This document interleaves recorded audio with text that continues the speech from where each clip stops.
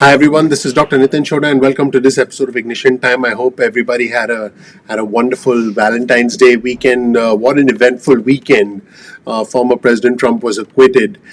Folks, in this video I'm going to talk to you about some very interesting signs emerging from the White House about where we stand with the vaccine rollout, and also more importantly where the stimulus stands right now. I want our viewers and subscribers to know that Congress is away this week, so the House and the Senate are not in session this week. But there are some key things, there are some key challenges, specifically from Democratic senators like Kristen Sinema, hello, Senator Sinema from Arizona, who is opposed to the $15 an hour minimum wage, and some other challenges that the Democrats might see in the Senate that could lead to some hiccups for the $1.9 trillion stimulus package. Thank you so much for being a viewer, for being a subscriber. Please watch this video all the way through to the end so you get all the necessary updates. Let's just jump right in, everyone. Let's start with a rather interesting statement from Dr. Fauci less than a month ago, on the 21st of January specifically, where Dr. Fauci said, we certainly are not starting from scratch, and he said we are continuing, but you're going to see a real ramping up of it. This is very interesting because Vice President Kamala Harris today said something completely different in an interview that was just released by Axios. I'll let you watch both statements and I'll let you reconcile this for yourself. First, let's hear from Dr. Fauci less than a month ago. Let's roll the tape and see what he said in the White House press briefing room. Is the Biden administration starting from scratch with the vaccine distribution effort, or are you picking up where the Trump administration left off? No, we certainly are not starting from scratch because there is activity going on in the distribution. But if you look at the plan that the president has put forth about the things that he is going to do, namely get community vaccine centers up, get pharmacies more involved, where appropriate, get the Defense Production Act involved, not only perhaps with getting more vaccine, but even the things you need to get a good vaccine program. For example, needles and syringes that might be more useful in that. So it's taking what's gone on, but amplifying it in a big way. President Biden said that what was left was abysmal, essentially. I mean, is there anything actionable that you are taking from the previous administration? Well, is that delaying your efforts to get the vaccine? I mean, that's the question. No, I mean, we're coming in with fresh ideas, but also some ideas that were not bad ideas with the previous administration. You can't say it was absolutely not usable at all. So we are continuing, but you're going to see a real ramping up of it. That was interesting. Well, in a brand new interview that was released by Axios, what Vice President Kamala Harris told Mike Allen from Axios is as follows. There was no national strategy or plan for the COVID vaccinations. We're starting from scratch. This is completely different from what the nation's top infectious disease expert said less than a month ago at the White House briefing room. Pretty interesting comments. Let's take a look at this segment, and I want you to be the judge. Let's roll the tape and hear from the Vice President of the United States, Vice President Kamala Harris. Let's watch. You're coming up on a month in, you're inside the machine. What are you finding is harder about the pandemic? Like, how are you finding the hole is deeper? I mean, the challenge, Mike, is, what I explained to the mayors. There was no stockpile, right? It's, in many ways... No stockpile of vaccines, right?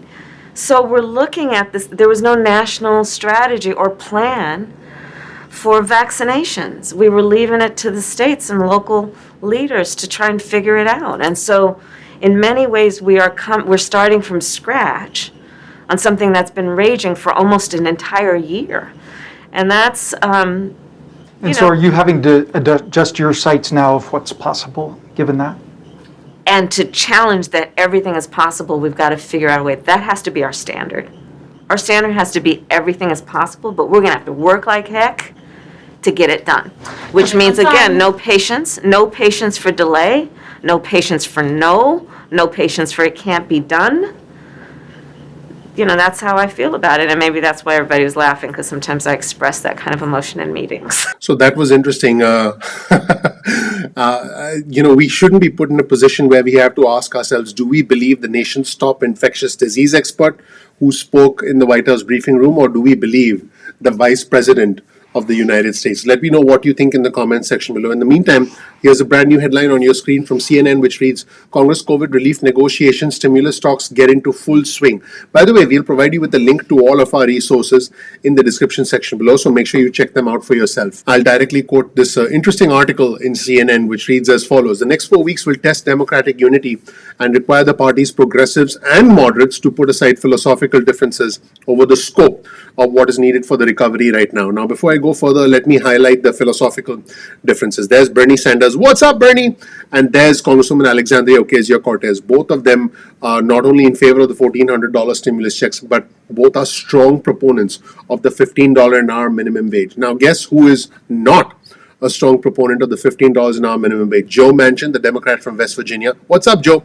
And the Democratic Senator from Arizona, Kristen Sinema, who basically, there she is, hello, Senator Sinema, who basically said she's not going to support the $15 an hour minimum wage. That is what is being referred to. The article goes on to say it will cement a reality for President Joe Biden. His first major push in Congress is not going to be a bipartisan one. Instead, a process is fully underway that will allow Democrats to pass this bill through the Senate with just 51 votes, meaning the Democrats could pass this massive package, which is only second to the CARES Act package that was passed a year ago in a different day and age, without a single Republican vote. The first CARES Act package, a $2.2 trillion package, was completely bipartisan, but this one is going to be a go-it-alone approach from the Democrats, and that's what it's shaping up to be. Now, folks, you have heard me talk about this before. Initially, you have a package.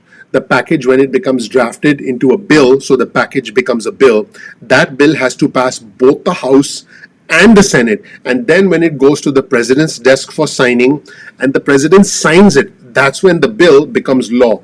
Right now, we're somewhere between these two stages, the proposal and the bill, because what's happening is that the bill is being drafted in the House of Representatives as we speak. So what we can expect is we can expect the House Budget Committee to pass the final version of the bill onto House Speaker Pelosi and onto the lead Democrats, and then we will see a vote on the floor of the House of Representatives for this bill. It is expected to pass the House of Representatives because House Speaker Pelosi has a 5-vote margin. So it is expected to pass the House comfortably. But when it goes to the Senate, that is a whole different question. Now, folks, if the Senate ends up making changes to the bill, which, by the way, is very likely, I'll give you one example. The $400 a week unemployment booster, as proposed by the House Ways and Means Committee under Chairman Richard O'Neill, includes unemployment benefit extensions until August 29th. I can assure you that the Senate, specifically Senator Ron Wyden, the Democrat from Oregon, has said that he wants the unemployment benefit extensions to happen to go forward until September. So if the Senate makes any changes to the House bill, and by the way, I gave you just one example of a change that can happen in the Senate. If the Senate makes changes to the House bill, the bill will go back to the House where it has to be voted on and passed by the House.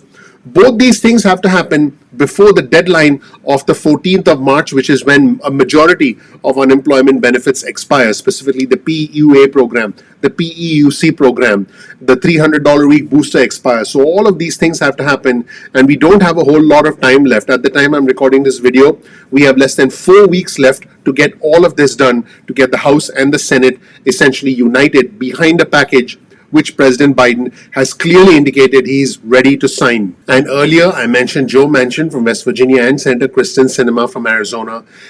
Chuck Schumer, the Senate Majority Leader, has a razor-thin majority. He cannot afford to lose a single Democratic senator because the Democrats need 51 votes to pass the budget reconciliation in the Senate. So, folks, the minimum wage issue, the $15 an hour minimum wage issue, which again is a big priority for Bernie Sanders. There he is. What's up, Bernie? And Congresswoman Alexandria Ocasio-Cortez, and which is essentially something that Joe Manchin has indicated that he won't support, and Senator Kristen Sinema, there she is, have indicated that they won't support. This is a very difficult situation for the Democrats because if you leave it out, you make progressives like Bernie Sanders, like AOC, pretty upset.